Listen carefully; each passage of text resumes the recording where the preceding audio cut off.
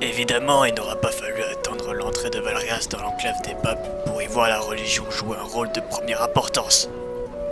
Déjà, au XIIIe siècle, on a pu voir s'installer les premiers membres de l'ordre des frères mineurs, ou ceux qu'on appelle les franciscains, à proximité de la ville.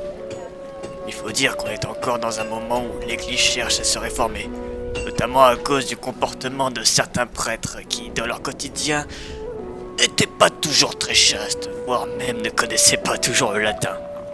Autant vous dire que l'image de l'Église en fut bien entachée.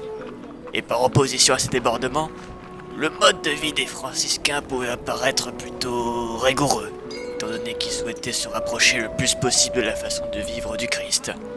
Ça comprend tout ce qui veut de chasteté, de pauvreté, d'isolation, donc normal qu'au début ils se soient installés hors dehors des murs, dans cette perspective de vouloir s'isoler du reste de la population.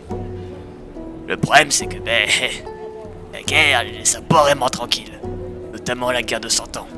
On a du mal à s'imaginer le nombre de mercenaires qu'on appelait les routiers qui se sont mis à pied les alentours de Valréas durant cette période.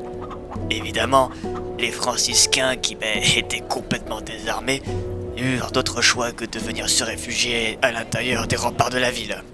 D'où la présence de ce couvent des Cordeliers. Bon, on ne va pas les déranger plus longtemps. Je suis sûr qu'ils m'ont déjà remarqué. On va plutôt se rediriger vers le point numéro 4.